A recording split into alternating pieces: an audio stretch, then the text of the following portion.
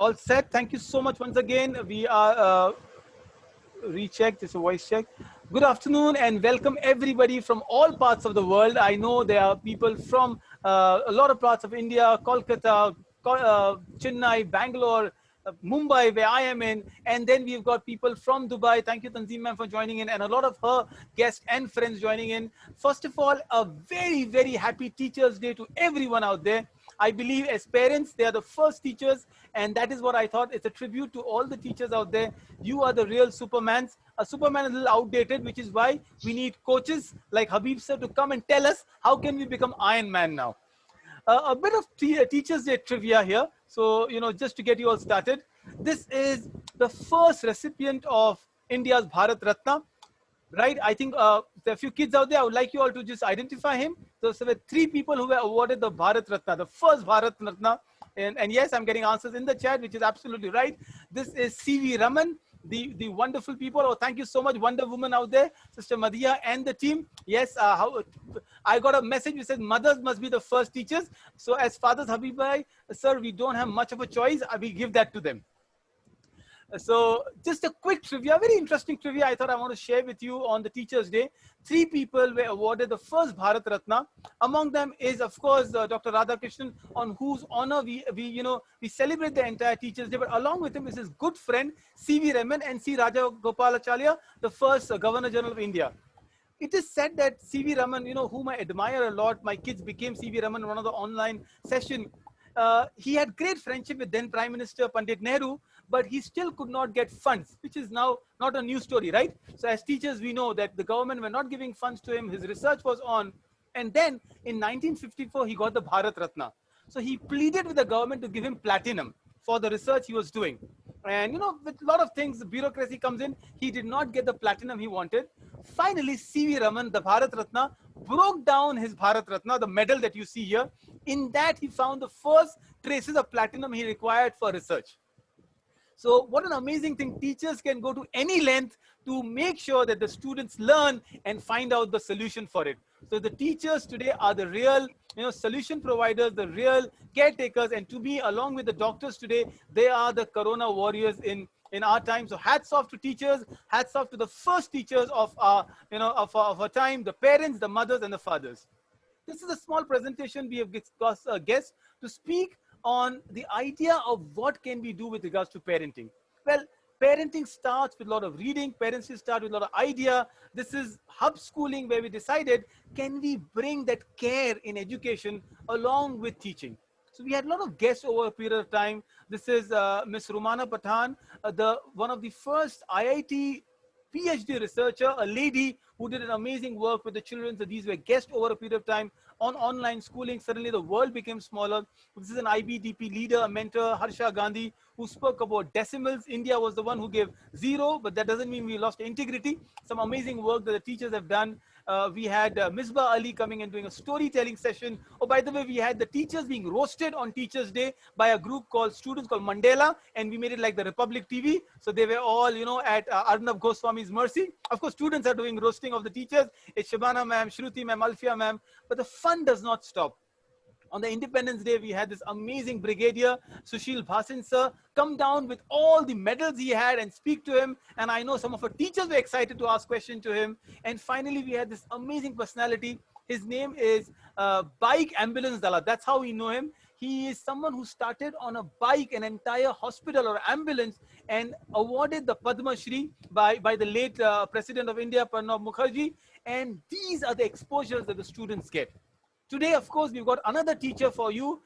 This teacher is my personal favorite, a warrior himself, an author of amazing book, an international coach, a mentor, a guide, a friend, a wonderful father, hopefully a good husband also. That testimony I have to get from home. But someone who's been on the road, a philanthropist, someone with social work, awarded a lot of honorary degrees and work that he's done. Please join hands to welcome this amazing personality, Coach Habib, who is now writing his new book, Tie Your Camel. We'll hear more from him. Habib sir, thank you so much for being part of it. It's an honor to host you and to hear from you, sir. Excellent. Thank you so much. Can I have my screen back? Sir, it's yours. Are you going to do it? Yeah, please go ahead. So you can just start sharing screen, and it will be your screen and your audience. Just a minute, please.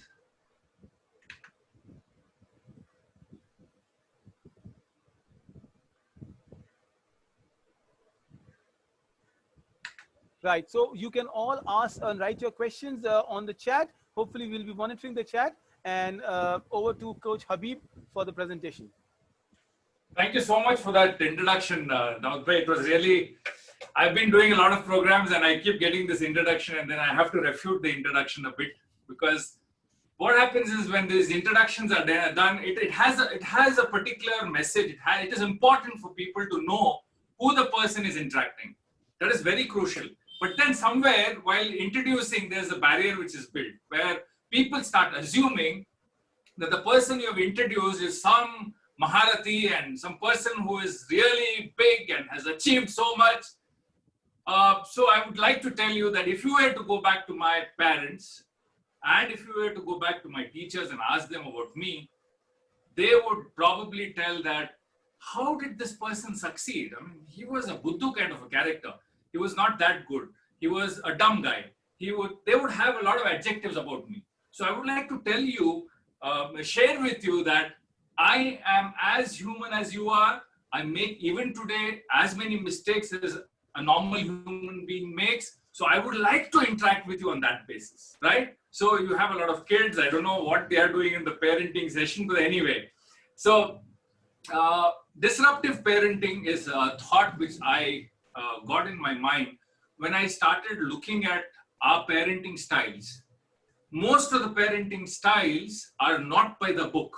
If you go and check out the books which are there out in the market on parenting, you would hardly find people who would go according to the book. There's a lot of things which we do ad hoc, which is good for that particular situation. So I said, I have 4 children. So I'm absolutely qualified to be here standing and talking to you. No other qualification is required. If you have enough kids at home, then you would be probably qualified to stand in my place and do this session. But anyway, since the team there with Hub Schooling wanted me to do this session and I had done this session before, I thought, let's go forward. Now let's make it a bit interactive. My first question is, think about 3 people in your life who had an immense impact on you in your childhood. 3 people. Just think about them. If you wish, write it down. Write down the 3 names which had immense impact on you, on your life, on the way you are in your childhood. Especially between the age of probably 2 to about 14. 2 to 10, 2 to 14. Just check out in your mind and think about it. I mean, you don't even need to think, right? So write down 3 names. Habib sir, there's some answers in the chat. Do you want to read, or can you read the chat? I am not able to because I'm standing in the studio. So and they are grandparents, mom. Most of them are mother, father, friends. Obviously, it's quite obvious, right? If you take a poll and if you ask people across the world, who are the people who have impacted you the most, why I'm writing 3? I could have written 2. I'm writing 3 so that you have the scope of including some people around who are parent-like. Like it could be your teacher, who could be, playing the role of your parent, and your parent playing the role of your teacher, and so on. So, excellent. So you've interacted, you've written down. Now let's move forward. Most of you have written mother, father. A lot of you have written mother, and some of you have written father, grandparents, and teachers, and all that. Excellent. Now let's go a bit further. Write down what you perceive as some of the most difficult jobs in the world. Write down some of the most difficult jobs. You think that some of the jobs are very tough, right? Write down those jobs. Let's see, right? 5 at least. 5 most difficult jobs in the world. Does being a husband count, Habib bhai? भाभी बैठे हैं क्या वहाँ पे? थोड़ा makeup करना पड़ेगा. Right, I am seeing write it down if you feel so. I'm reading out the answers. So Mother, father, brother, doctor, teacher. Yes, I have Inayatullah who resonates with me. So, mother, father, grandparents. Usually it's parents the answer. Hiba's sister says parents, of course. So I'm just reading the answers for you. Obviously, this is a session for parenting, so that one answer will definitely come. But people, look at the other jobs here. Come on. There are a lot of difficult jobs in this world. This guy is sitting on a high tension electric wire and he's repairing. Imagine somebody switches it on by mistake. This guy is fried chicken, man. Right? Look at that. He's sitting on what kind of a place? The earth is already looking round there. It shows that he's at a very high, position in terms of that height.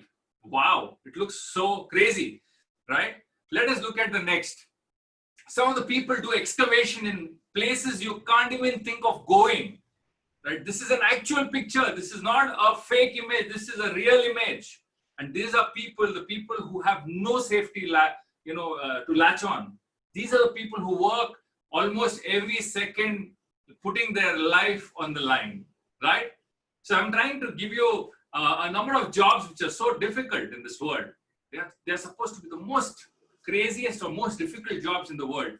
Window pane cleaning of high-rise building, very risky job. It's very tough. It's not easy at all.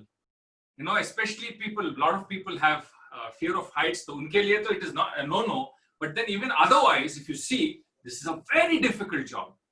I mean, you're just, hanging from top. And these are high-rise buildings. These are buildings of 20, 30, 25 floors, 30 floors.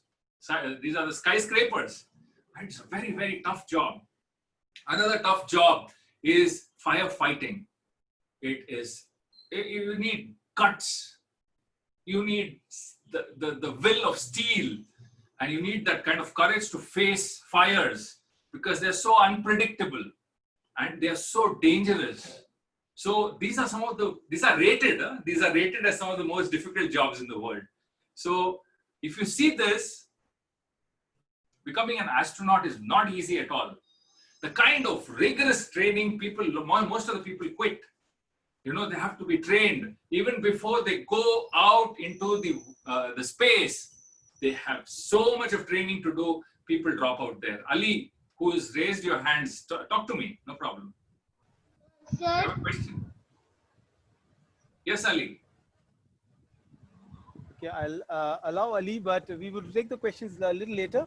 Yes, better. I would go with the entire. Yes. I think he's a young boy, so sorry. So Ali wants to answer fireman. Ali, we took your answer, fireman. Absolutely right. Great, fantastic. I didn't want to stop because I could make out it was a young soul who's asking, right? Let's go ahead. So I have given you some of the most dangerous jobs in the world. Look at these guys. I mean, it looks so ridiculous. The bridge itself is already, inclined, and they're standing on the pipes. And they are hooked onto those wires, which, I don't even feel like, I can't even feel that they are safe, first of all. Forget of us standing there. So they are painting this place. These are not high-paid jobs. These are very tough jobs. If I go back, you see the jobs I've just described. Wow. I wouldn't take this job. I wouldn't like to take this job. Look at the job. You're almost going into the domain of death every single day. It's difficult, tough jobs. And these have been certified as some of the most difficult jobs in the world, right? So we come to the most difficult job, parenting. And if you see this image is highly communicative, right? This is what a parent feels. I'm quite surprised that it is not called kidding or childing. It's called parenting because this is where parents learn. It's not the kids who learn.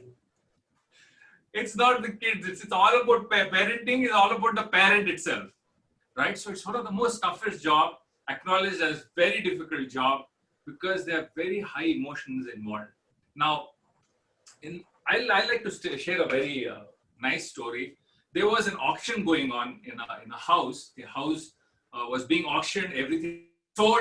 So as the person who was doing the auction was selling, he sold everything and he finally found in the corner a very old violin. Almost everything, there's nothing more left. There was a huge crowd. So he picked up the violin, looked at the crowd, showed the violin and started smiling and with a chuckle, he said, "Any takers for this violin?" And this violin was really dirty. There's nothing in it. Paint had come off. It was looking very shabby. And the moment he put it up, the entire crowd started laughing. They almost laughed in ridicule. In that entire crowd, there was one person who did not laugh. He didn't laugh. He stood up. A wise old man stood up, and he looked at the man who was doing the auction. He said, "Sir, can I take a couple of minutes of your time?" So the auctioneer had already completed his job. So he said, "No problem, come on." So this man walked up, picked the violin. With his back to the audience, he did something, turned around, and played one of the most soothing and beautiful tunes. And the entire crowd was in rapt attention. They were watching. They were mesmerized. And once it was done, he kept the violin on the table, and with a bow, he walked out of the hall. The entire audience were clapping, were cheering.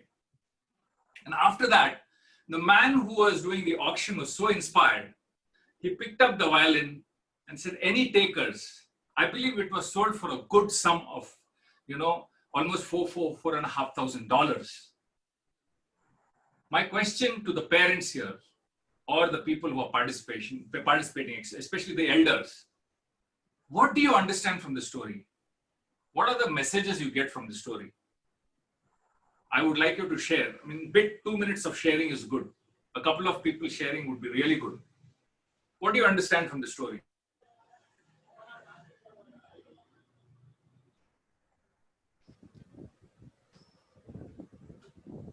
Anybody, anything. Most of the time we are reluctant to answer. I think in the chat, if you can, somebody read out the chat, please. Umair sir says inner hidden quality matters. Sister Madhya says use of reuse things. Dr. Malik, thank you so much for correcting us. It's a guitar, okay. There's this name. Always look for positive qualities. That's the message. All right. What you read out some more, Daud bhai? Right. As soon as they come in, I will read them out. Okay. In fact, there was a beautiful comment a little while earlier which says that all the difficult jobs you can quit, the parenting you can't quit, so it's the most difficult job. Thank you, Sister Madhya, for messaging that. All right, okay. So what is the guitar part? I didn't get that. No. There was just a correction that this picture. So this is absolutely okay. Violin and guitar.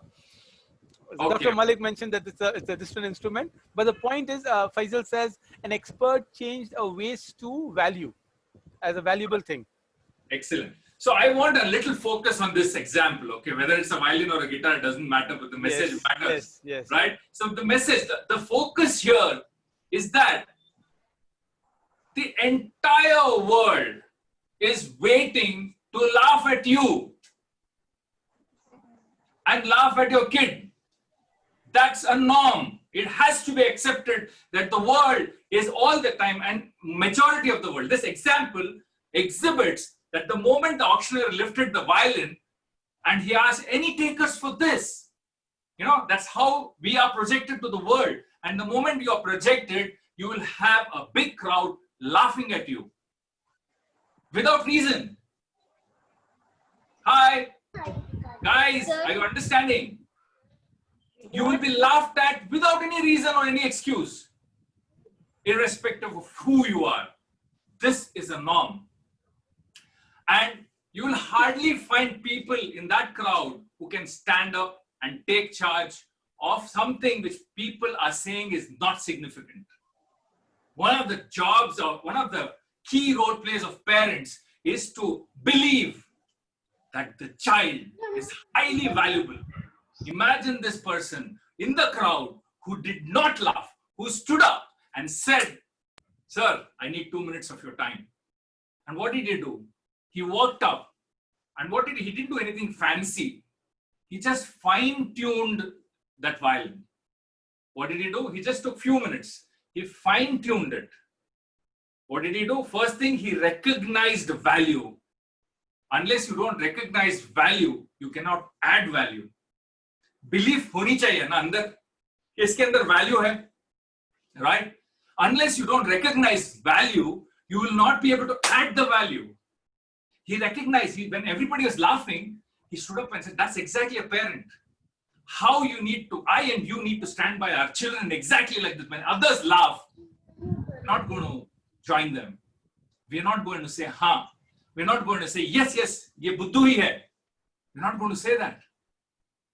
There might be everybody in the world who are going to laugh at our kids, but we should never ever join the bandwagon.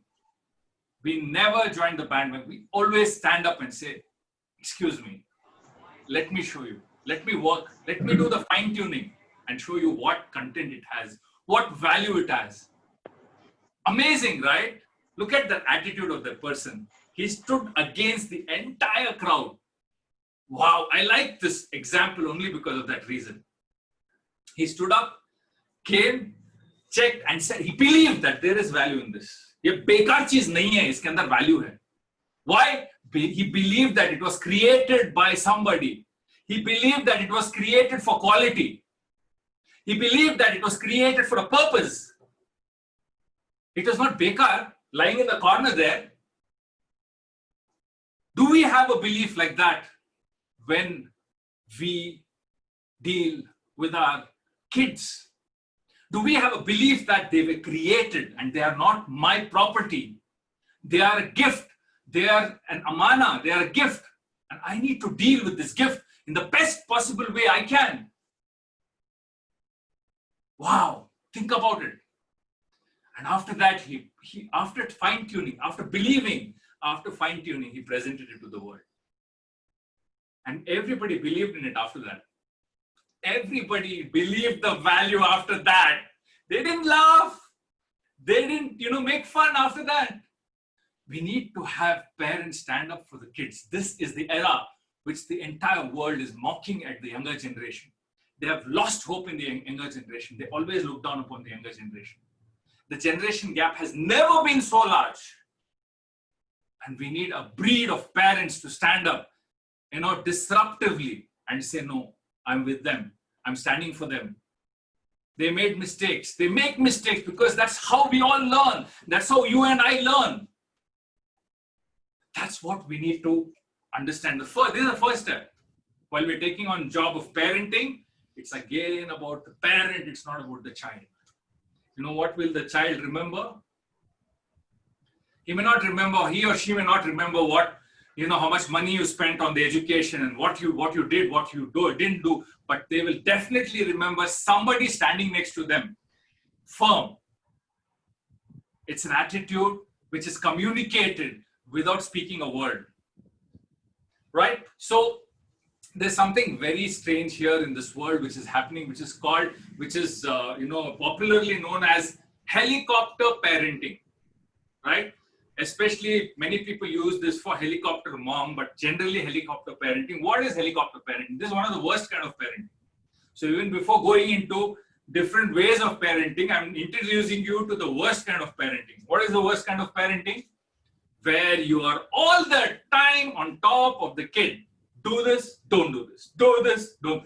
Where are you going? What are you doing? This is called helicopter parenting. And this style of parenting flops and fails very badly, severely, and creates people or children or generations who are good for nothing because they don't know what to do. They're always having this fear of being watched. This is one of the most difficult and most dangerous kind of parenting, getting behind the kids all the time and monitoring them as if you're a policewoman or a policeman. So this has to be avoided. You have to hold yourself back. It's sometimes very difficult. I know parents, I tell most of the people when I meet them, the parents are like a very, very amazing creature. The kind of emotions we have with our kids is very different when we compare it to our emotions with anybody else. We're very attached, and that's probably the test, right? That's probably the test. When my kid makes a mistake, it's a big blunder. The same mistake done by somebody else's kid is mistake hai, chhod do, right? So we can't do that. So anyway, helicopter parenting is the most dangerous form. If any of you are practicing this kind of parenting by hovering around your kids, trying to look into everything they are doing, then you're not enabling them to be conscious of themselves. You're not allowing them to be aware about their own responsibilities. You're not letting them free to know that they have to build responsibility by themselves and by creating a conscience inside them, right? They will lose themselves. They'll lose their qualities. Be very, very careful about this. Now, do not type. Please don't stop typing on the chat. Rather than that, have a book for yourself and write down on the book, because I want you to do this for your own self, right? From your child's perspective, from your children's perspective, if you have kids, from their perspective, which parenting style are you adopting? From their perspective, not your perspective. You have to go into their shoes and try to see which type 1, type 2, type 3, type 4. There are 4 types of parenting styles. Which is the parenting style you are practicing right now? Be honest, write it down. I'm giving you a couple of seconds, few seconds. Please write it down. Are you in type 1, type 2, type 3, type 4? All these are proven methods of parenting from your child's, not your perspective. If you give your perspective, you may not be, accurate. Try to give from your children. All the children have been giving you feedback, right? From their perspective, which is the parenting style you have adopted.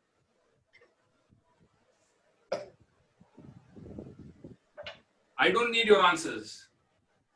This is a self-assessment kind of a tool. So you assess yourself. You don't have to answer me. Excuse me. This is really wonderful. I think I'll let the parents decide. It's one after another. So there's a private question that is it possible that a parent could have different types for different kids? Yes, can be possible, but predominantly, which type? Usually people follow one style because it's very unconscious. Some little one is busy on this. Annotation off kar sakte hai, Daud bhai. But you are presenting it, so you'll have to unshare and just off the annotations. Okay, let me try doing that.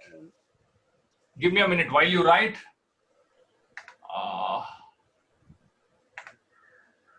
Sorry.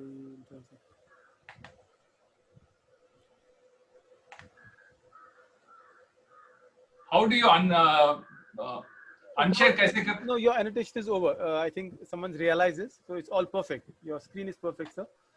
Okay. Yeah, no, I just cleared it actually. Okay, so you can just go to more from your share screen, and down there is disable the annotator or name the annotator. Either way. Go to more, huh? Yeah, go to more. There is an option called disable the annotation. All right. Okay, I think I did it. Yes, yes. Usually in our classes, we say name the annotator, so we know who the culprit is.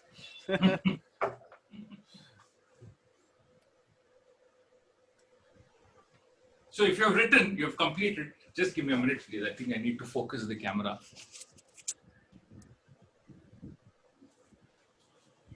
So if you have completed, let's go forward. Yes. So predominantly one column would fit your style of parenting. I don't need to know what it is, but just go forward.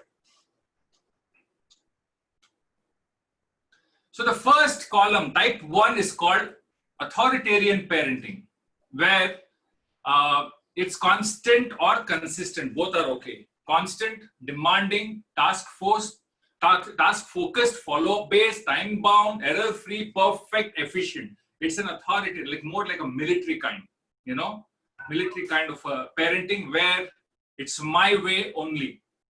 The second is permissive, where it's loving, caring, adjustable, excitable, encouraging, flexible, warm, sensitive. That's the other kind, where everything is permittable. Third one is passive, comfortable, free, patient, agreeable, relaxed, casual, informal, and liberal. Authoritative is strict, empathizing, disciplined, fair, firm, helpful, punctual, purposeful. So these are some of and these are something which the world has bracketed into norms. These are the kind of parenting, right? So I'm just taking you one by one, each of the parenting style, and let's look at what it means, okay? So what have I taken? I've taken control, regulations, and discipline on the vertical axis, and warmth, love, and affection on the horizontal axis. These are the two aspects we are going to measure the style of parenting, right? We have to understand this. If you understand this, then we can probably progress into a better understanding of disruptive parenting. The first type of parenting, which is high control, high warmth. That means you are in control and you have the affection as well. You have both in high. A lot of control, lot of love and affection. This is authoritative, where you don't lose control of your, domain at home and otherwise, and you're also very loving. You're also very caring. There's a lot of warmth in it, right? High control means regulation, discipline, and you've got rules and you've got, agreements in place. This is more like a give and take. Sometimes you allow, sometimes you stop, sometimes you debate, discuss, but you put your foot down. Sometimes you don't put your foot down, you allow them to, move forward. The second one is high control, low warmth, which is the authoritarian, which means there's supersonic control, but there's no affection, love. I mean, you must have experienced this in different families. There's complete control, complete rules and regulations, and there's no scope for any love, affection, hugs, kisses, or touch. Nothing is allowed. It's only laws and rules that govern the house. This is the second one. The third one, this is my way only, okay? The third one is low control, low warmth. The parents are so busy in what they are doing, they're not bothered about what the kids are doing. So there's neither control there, nor affection, nor connection. So there's a drifting kind of an attitude. You live your life, I live my life. That's the way they bring the kids up. This is called as passive, and this creates neglected children. So this is one of the most, I can't say disliked, but it is more not recommended parent style. And the last one is permissive, where there's low control, there's not much of rules, regulation, there's a lot of free willing, but there's high amount of warmth, love, affection, lad, pyar, and all that, right? So according to here, kids sometimes are the people who dictate things, and because there's a lot of love, kids tend to dictate. So what's the right style? So one is, this is supposed to be not a very encouraged style of parenting, passive, while authoritative, authoritarian, and permissive are in different ways lead to different kind of children. Okay, so what am I trying to talk? I mean, I'm just giving you this as a reinforcement once again, where the most preferred mode of parenting is authoritative, followed by authoritarian, followed by permissive, and the last is passive. According to norms, this is according to norms, where authoritative is the best kind, and then you have authoritarian, then you have permissive, and the least preferred kind is the passive kind of style, right? Now, in the world today, do all these styles actually, give us the outcome? Are we outcome based? Are we long-term based? Are we looking at our kids as, a vision for their next 20 years, 15 years? What kind of a man, what kind of a woman is my kid going to turn out to? Or is it, right now I need to see to it that he's in order. I don't care what happens after 10 years. So there's something we have to be very conscious about. When we are dealing with our children, as much as we think about our 5-year, 10-year, 15-year plan, we have to look at the outcome of their personalities in the next 5 years, 10 years, and 15 years. We have to keep thinking about, we should not be running a rat race all the time. We have to sit back and take certain conscious calls, especially between the husband and wife. In the parenting section, it is a partnership where you support each other to grow. Whether you're a single parent or a couple, you need to sit back and think. Thinking is missing in the entire gamut of parenting. We think about so many things, but when it comes to parenting, we're ad hoc. We have to sit back and think. So what am I introducing to you? The pink area which is there in this particular map, which overlaps all the 4 styles, in different percentage. You can see that pink SS, right? They call it the sweet spot, right? The sweet spot is the spot we need to try and discover. And what is this sweet spot? It is overlapping authoritarian to a good extent, and it is also overlapping permissive to a minor extent, and just a bit of passive. So it's taking the entire 4 kind of parenting styles, but in different proportions. I'm going to put forward questions. Let's see, these are case studies. Let's see how, and I want answers from you, not text. Please don't chat. I want answers. Speak out. It's preferable that you speak out to me. I would love that. I would like to engage on that, right? So let's see how you would use these various styles to address these issues. A child picks money from the house, and lies. How would you deal with this? It's a question. I want answers from you. Yes. So since Habib sir has asked for answers, you can unmute yourself and please speak up.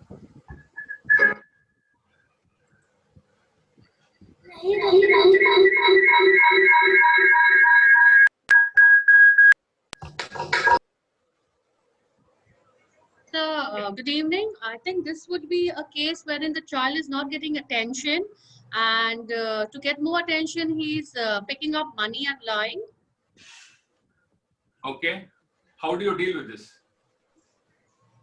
The best way is rather than reprimanding or punishing the child, I think you give the child attention, talk to him about it, make him feel he is needed, he is wanted. Okay, which is the style you would use? Okay. The style would be authoritative. Sorry?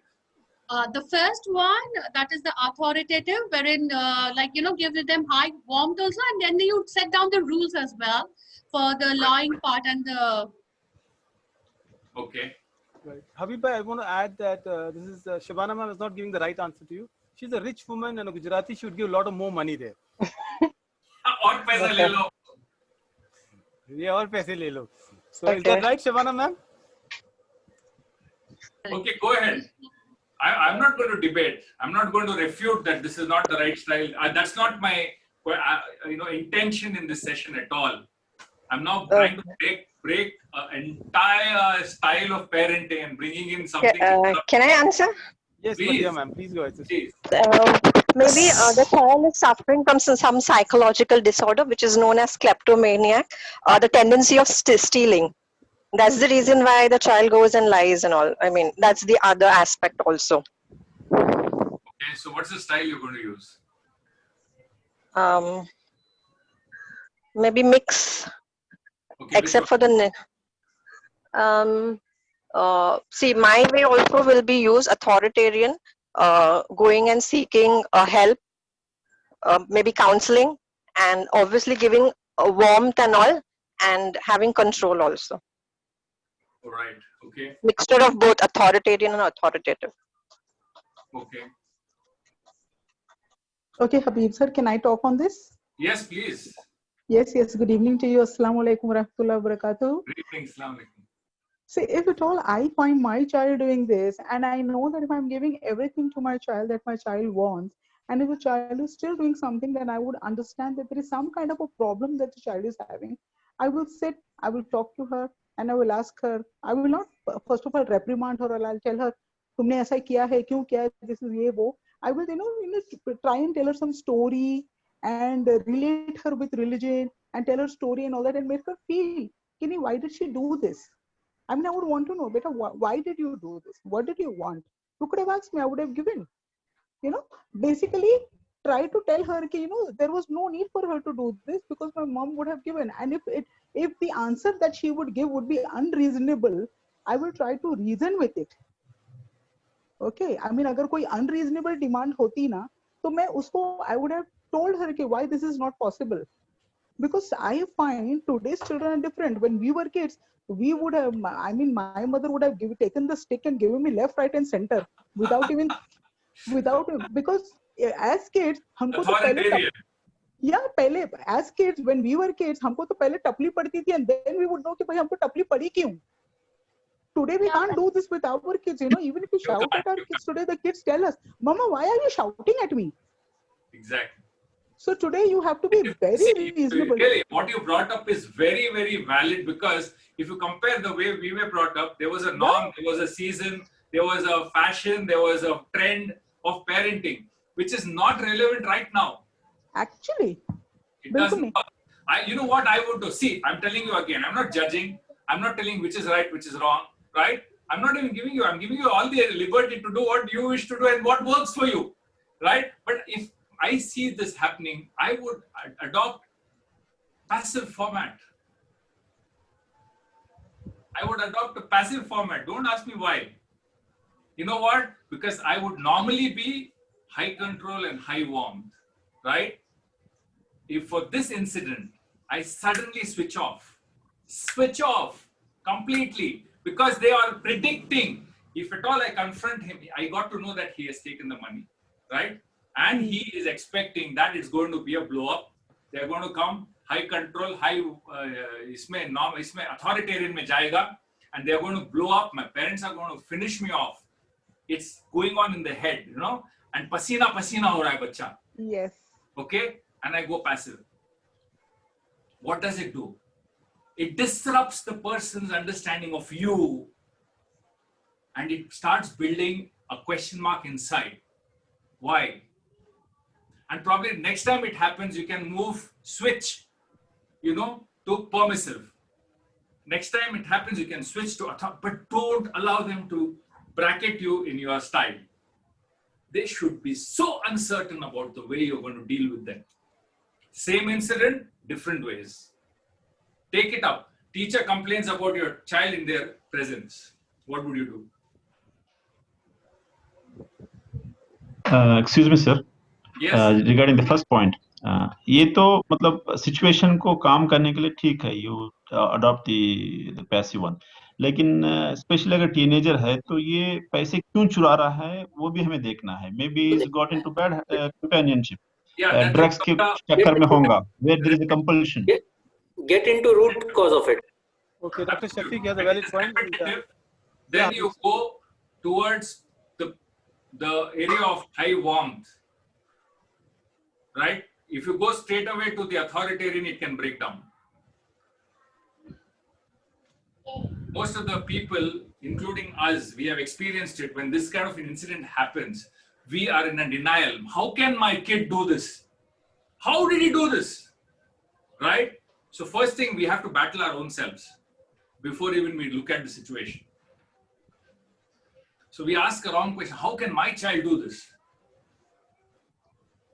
So that's why we try to go on to our own unconscious behavior rather than sitting down, taking some time, discussing with each other, right? And saying, what is the method we need to approach this whole issue? It will be a more informed way of moving forward rather than just doing it like how you do every time. And you're predictable. The issue I'm trying to highlight is you are predictable. The children can predict your behavior like that. And parenting should not be predictable. Sometimes for the same reason, you should allow them to do. For example, my kids like to go to my mother's house quite often. So sometimes we don't allow. We say, no, not allowed this week. And next week, they are not very sure and they still come back and say, we just wanted to go for 2 hours. So we allow them. So you have to be unpredictable. You should not be predictable.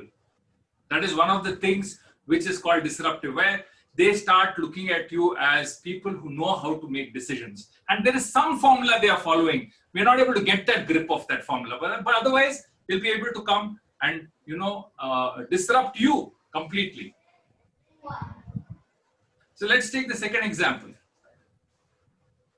Teacher complains about your child in their presence. What do you do?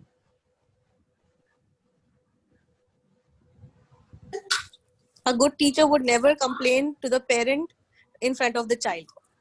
Absolutely. So what do? The teacher has called you right in front of the kid and she's telling your kid is like this and and the kid is not doing well. बहुत शरीर है, बहुत शरारत कर रहा है and this and that, whatever. What would you do?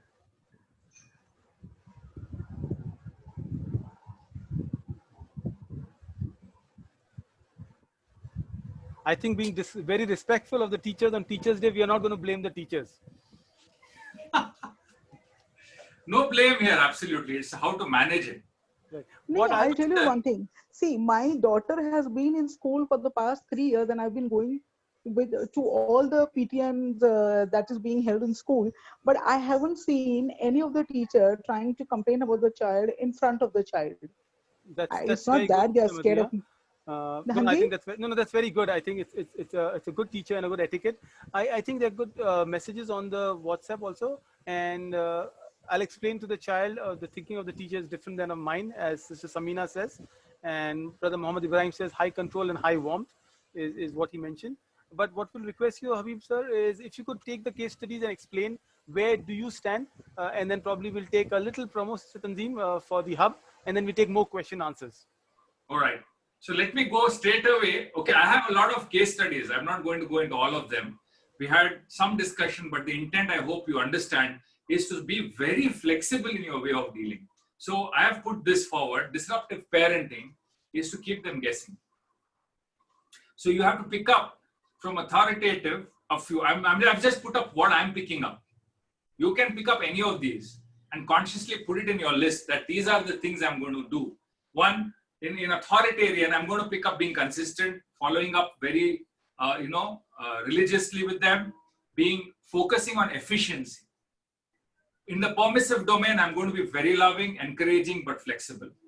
In the passive, I'm going to be patient, informal. And in the authoritative, I'm going to be disciplined, firm, and purposeful. And all of this, this is the highlight of the entire talk. All of this, I'm going to ensure that I'm going to exhibit it first. Because what happens, most of the kids do not agree to us because we don't exhibit these qualities in our life. So this is my, way of looking at my own parenting style. So I've picked up the masala from each of them, put it together and said, in these aspects, these are all attributes. In these aspects, I'm going to see to it that I am going to practice these adjectives or these qualities in my life. If I'm able to do that, my style of dealing also predominantly can be in these aspects. So you can pick and choose. Like for example, to end my talk, kid throws clothes and shoes. Most of us start shouting and yelling at the kid, right? Or being very authoritative. Pick up the kid, pick up the shoes, the clothes and the shoes, right? This usually happens in the houses. When the kid comes in from the school or from outside, they usually throw the clothes in one place and they throw the shoes. And many of the places, plays, movies, this is usually shown, right? So pick up the clothes, pick up the shoes and put it in the right place for a couple of days. As they keep throwing it, you pick it up and put it there. So this is almost permissive, right? You're doing the permissive way, right? And slowly as it goes, as you see them doing it again and again, you start going to the authoritative, right? Move to the authoritative after 3, 4, 5 days, it continues, move to the authoritative and tell them that if these clothes are thrown in this place, the shoes are thrown in this place, they are going to end up in the dustbin. I'm now putting it in your cupboard. I am now picking up and putting it in your cupboard. But if this happens, these clothes and these shoes are going to go in the dustbin. And mind you, if it happens, put it in the dustbin. You will have to pay. I know it's at the end of the day, I will have to pay. But I think that is worth the fee to communicate to the kid that whatever my parents tell, they will definitely do it. They're not going to joke about it, right? So pick up the best from here and keep them guessing. This is the summary of disruptive parenting. Open for, I think the time, I've overshot the time. Daud bhai, you can start your... I think, Habiba, you've not overshot. You've done something amazing in the little time that you presented. Parenting is a lifelong responsibility, and what you conveyed is beautiful. What we'll do is we'll just thank the people who made this workshop possible, the schools that were associated. So I must thank Kenrich International from Chennai and Shepherd's Path from Delhi two amazing schools doing wonderful work who are part of this workshop, and the parents are there. And I'll request Tanzeem ma'am to come on and present a bit about hub schooling, the new school on cloud, that the entire concept that we've been working on. After that, hopefully we'll take few questions from the parents. So once again, Habib sir, thank you so much, and don't go anywhere. Tell your 4 children that parenting can wait. Workshop is still on. All the 4 are out. Tanzeem ma'am, can you please share, and can we go ahead?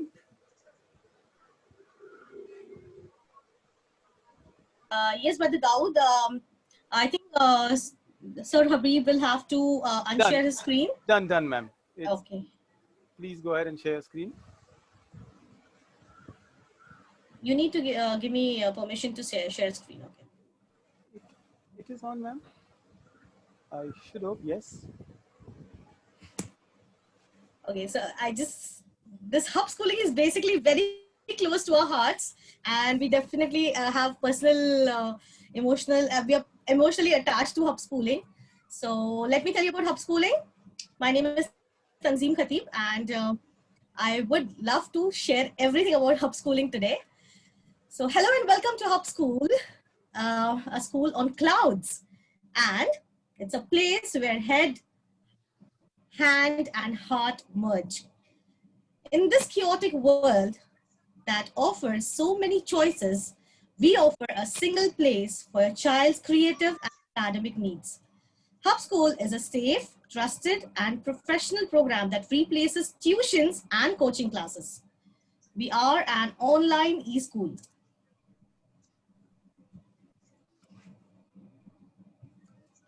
The 3 areas of learning at Hub School are STEM subjects: science, maths, and language development.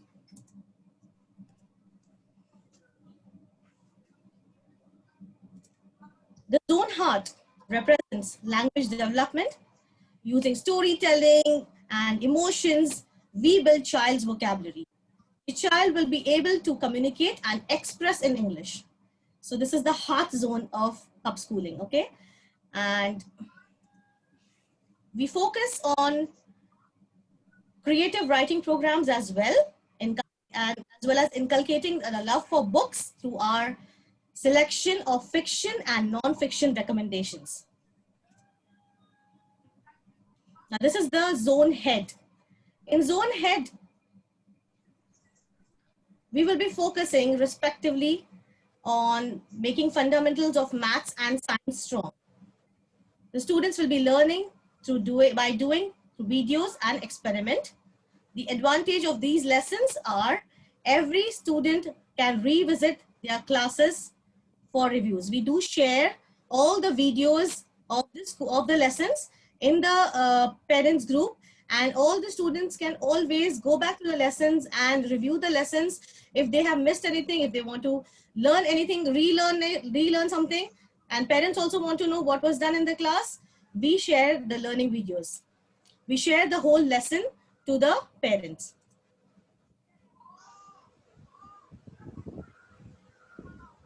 We also have guest visitors, quizzes, and celebrations of important days.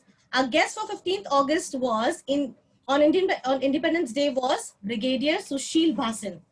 We had the honor of hosting Padma Shri Ambulance Dada. These guests encourage and motivate the students to achieve further. And you can ask Ms. Christina, you can ask Ms. Tanzeem, me, myself, and Brother Dawood and Sir Faisal for further questions. And we have 16 sessions per month. And the key zones are head, heart, and hand. You have after school activities, we have personalized lessons, and our team, we have experienced teachers, and we have educationists, we have corporate engineers, principals, and school leaders. So we are here to welcome everyone to Hub Schooling and get the best of learning. Thank you so much. Right. Thank you so much, Tanzeem ma'am, for all the detail. And I know it is Steve Jobs' dream that now we are living. a school on clouds. The idea is we would love to have you come and do a demo class in Hub Schooling, learn about learning, enjoy it. There'll be more personalized lesson. And if you don't like it, you can always become a teacher in Hub Schooling, and we will learn from each other. I think we have some great mentors. Habib sir, officially we'll get it recorded that Habib sir is one of our mentors. Sir, right? Sir has no choice, sir has to say yes. But sir आपकी दुआएं, आपकी guidance, आपका साथ चाहिए हमको इस काम के लिए. और all of you, there are a lot of people I know here, including Madhya ma'am. There are a lot of Madhyas here, by the way. All good mothers. Their inputs have made this possible. It started in Ramadan when we started a small pilot project. The pandemic has made sure that learning is एक चीज हमको एहसास हो गई कि school बंद हो सकती है, लर्निंग बंद नहीं हो सकता है. So there we are, and the same way, the way parenting is, it's a 24/7 job. You start working, you're enjoying the process. Thank you so much, Tanzim ma'am, for the presentation, for being there, for the work that you're doing. So the teachers all over India and across. We had a teacher from Sierra Leone teaching on magnetics to the students. So hopefully as Hub grows, the world becomes smaller. So once again, thank you. And can I have some questions for Habib sir, our guest of the day, on what amazing parenting is about? So I'll unshare the screen. Yeah, thank you so much. Habib sir, you want to share anything, or can we do the presentation and talk itself? Can I just unmute Habib sir? Yeah, 1 minute, sir. I'm unmuted. Yes. Your thoughts on online learning, Habib sir? It is the way forward. There's no other way out. And as I told you the other day when we were speaking, that not only the kids from our houses, but we also need to look at the children who, from the slums, from the lesser privileged areas, who do not have any access to internet, who do not have any access to devices. How are we going to help them out? This is one of the things I would like to, share, that as I'm speaking to you, we had a call today, we have calls tomorrow as well, trying to be concerned about this aspect of how these kids are going to learn. So it's going to be with the way forward, and I think we need to be there. We should ride the wave. We should be with the wave, and I think we should do whatever it takes to encourage our children. Right? Hub Schooling is one example, one fantastic example. We should support this venture. The only way we can bring this venture into the mainstream is by supporting the venture. So we should support this venture and also the people around us in our ecosystem. Thank you so much, Habib sir. Before the questions come in, what is Tie Your Camel? So Tie Your Camel is my own journey of realigning my own goals. So whenever I write a book, I try to write it, I apply it on myself. So as I keep doing things, I keep putting the book together, and then I keep talking to people like yourself and a lot of others who are extraordinary, and try to see how they are able to not succumb to small goals. One of the biggest diseases in the world today is we are all succumbing to small goals. Right? Small goals take away a large amount of time, and it actually derails us from our entire purpose in life. So what is a human capacity? It's unlimited, and human small goals limit that capacity. So Tie Your Camel is a step-by-step way to try and inculcate the habit of getting into taking on giant goals and believing that you can achieve it. So in short. Wonderful. This is a new book. This is the second book that Coach Habib, Brother Habib, is writing, and we wish him all the best, and we'll make sure to queue up to get his signature on the book as it releases. Thank you. Thank you so much. There are a couple of questions coming, and if anyone wants to ask, Awatif ma'am is a mental health practitioner. Sir, can I ask? Please go ahead. Yeah, please go ahead. Sir, can I ask one question? Yes, Please. please. Sir, what if a child is always demanding and the thing should go on, मतलब कि जैसे कि वो चाहता है. I have examples in my house, so there's no surprise. So demanding about what? It depends on what, right? One of the things which we try to do at our house. The thing should go, everything goes should in his way. So one There of the should not ways, be restrictions and all. you cannot stop children from asking. It's not right to stop. They have a right, and they have an environment. They're actually dealing with a peer environment which is so vibrant that they're changing very dynamically. So it's not right to ask them not to ask. Put certain regulations, like get your authoritative, parenting into place. Put a chart of regulations saying that if you want this, this is what you need to do. earn it.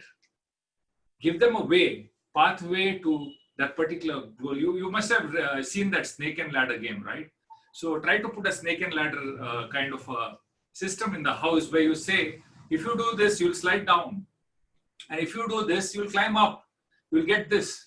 And put that goal right on the board. Write it on the board. You want, for example, a PS3 steering wheel to do so for a driving game, for me, this is my own way. I'm not saying whether it's the right way or wrong way. So I'm just trying to share so that we become more open-minded, right? My kids have a console where they play games. So we have told that this is the time you need to play and these are the times, and these are no games. These are not allowed in the house. These games are allowed. Driving game, for example, you're driving a car, it's allowed. Fighting is not allowed. So you give them that. And in the driving game, for example, my son says, I want a steering wheel, which is a requirement for that driving game. I say, okay, you do this and you will get this. Like I did this with my eldest son. We said Surah Rahman by heart, and we will give you the computer. There was a laptop which was being sponsored. Somebody else was sponsoring. The uncle was sponsoring the laptop. So we said he will not get the laptop until he does his Surah Rahman. So this is the way you can channelize. They have needs, but only make them feel that they earned it. Wonderful. Sister Shaista says that I always knew about 4 types of parenting, but today I knew I could select from all the 4. So that's a lovely message. We'll take one last question, Habib sir, and then we'll end up. Any questions out there? I have a question. Sister Tanzi, all right, please go ahead. I want Sir Habib to advise some parents.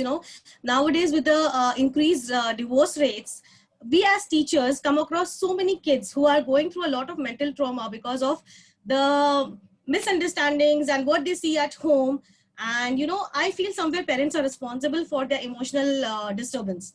So what advice would you give to such parents? Because this is a parenting session and it's very important for me as a teacher also to know this. And I want the parents to take, rethink about all these things. Because as teacher, I have come across like more than hundreds of students who are, totally disturbed by this increasing divorce rates and the misunderstandings between the parents. What a question. I need another complete session for this. We deal with a lot of divorce cases as well, sister. The entire thing is the foundation. The foundation of a couple. It has to have a unified goal. If the couple is not aligned towards a vision and a goal, common vision and a goal, then every small thing can become a reason for divorce, right? It's never going to be a hunky-dory. A relationship is always going to have ups and downs, right? But are you committed to each other, right? What are your expectations out of each other? I'm talking about the parents, the couple. What are your expectations? Are you looking at, you didn't take me out to shopping, that's why I don't like you? Is that small? These are the things which pop up. I have examples where the person did not give a cup of hot tea and it led to a fight. But that may be the last point. The tea may be the last point, but that has built over a period of time, right? So please, if at all there is an issue, sit down and rework your vision and goal in life. If you don't look to, I always say this, marriage is not it's not about looking at each other. Marriage is not about looking at each other. It is looking at a common goal together. There's a big difference, right? Most of the people, when they get married, they have a very good face of looking at each other and being in that bliss. That's not reality, right? So you have to be real. You have to look at a vision. You have to look at goals together, and you have to build values together. You have to learn. You have to share the best practices of your parents together, right? So my very straight answer is go back to basics, put back your platform or put back your foundation on where your relationship is. And I always believe respect is first, love is next. If you don't respect each other, then you cannot build love. Thank you. Very well answered. Very well answered. Beautifully answered, Habib sir. Thank you so much. So last question is, Habib sir, are you a better father or a better husband? You have choice not to answer it. What? What did you do to me? I think Daud sir, I have a question. Okay, Madhya You ma'am, ask I'll- this to both Yeah. the people, the kids as well as my wife. I'm sure you're going to be blown away. Okay, Madhya ma'am, आपका एक आखिरी सवाल ले लेता हूँ, but we Yes, almost yes. over the But time. there's one thing I can say. My wife always says she has to manage 5 kids. We have 4. She always I have to manage 5 kids. Habib sir जितने अच्छे speaker है उससे ज्यादा अच्छे इंसान है माशाल्लाह. I know him, so he is doing an amazing justice. We'll take a short question from Madhya ma'am and we'll answer this, so I don't want to disappoint. Yes, please, ma'am. Yeah, my concern was about hub schooling. How good or how bad it is to expose the child to, internet and screen. That is my major concern. Else, I definitely want my child to, learn everything. But this is also very scary about, Okay, the that's- rays of the network or aankhon par kya effect hoga, So Right, what ma'am. how do I So- address that? I will have 2 experts here, Tanzeem ma'am and Habib sir. तो मैं उनको ही जवाब देने बोलूँगा and then we'll go to it. How much ever I would love my child to be under your guidance, Daud sir. This is my concern always. This is a very tough. Have Last two time, sessions, more than 2 sessions for a particular batch in a day. Sorry, We sister. don't have more than 2 sessions for a particular batch on a particular day. That's very important. I So think that's, and our lessons are limited to 45 minutes, and it is not only just screen time. We have experiments, we have videos, we have fun learning. Students just don't sit in front of screen and listen to the teacher. They move here and there, bring things, have treasure hunt in the house, and they have lots of fun. And we do have fun games as well. So the whole lesson is Okay. very well planned, and we have taken care of the screen time. So it's only 2 sessions per day. Thank you so much, Tanzeem ma'am. Okay, Habib okay. sir, Thank you, final thank words. it's a very, very difficult question at the moment. I had my wife told that you need to do a video kind of thing and send it out to parents, because there's a panic where exposure to internet, it's just not about online learning. Online learning, I think most of our kids have adapted very well. At least I've seen that. Most of the kids have adapted to the online learning pretty well, because they're giving them, I think they're not extending the classes too much. They're giving them good breaks and all that. But the issue is, since you're exposed to the internet, so there are a lot of things which can go wrong on the internet itself. So it's too lesser time to answer this kind of a question, because it takes a different kind of a thought process. Probably I'll shoot a short video she's been asking me to do, and my wife would probably be the right person to answer this also. But anyway, I'll try to shoot a short video and share it so that you can publish it. I'll share everybody. No, I think you are right. एक छोटा सा जवाब इसका ये है कि आज से 50 साल या 20 साल पहले लोग बोलते हैं टीवी मत देखिए आंखें खराब होगी. 100 साल पहले ये भी आवाज आई थी कि किताबें मत पढ़िए आंख खराब होगी. No, the point is internet and the social media does आंखें नहीं खराब करता, दिमाग खराब करता है अगर हमको guidance नहीं मिले तो. इसीलिए we need mentors like you Habib bhai and teachers like you Tanzeem ma'am and the entire team, so that we need to tell our children what is right online or offline. PUBG ban ho gaya, Fauji aa gaya, if you know what I'm talking about. So the idea is, this is the new normal. हमारे बच्चे online आएंगे, हमको channelise guide करना है. I invite all of you to come and join a demo class of hub schooling. It's wonderful. They're brilliant teachers. Christina ma'am is here, Priya ma'am is there, Siba ma'am, Iram. So there's a great team out there. Faisal sir, wherever you are, they're a fantastic team, and we need the guidance of you, Habib bhai, all of you. Thank you so much for being a part of this team, and a wonderful disruptive parenting, but you gave us a lot of channelizing positive ideas. Once again, thank you to our guest and all the parents for giving your valuable time. Assalamu alaikum. Welcome everybody for being a part of it. Thank you. Bye-bye.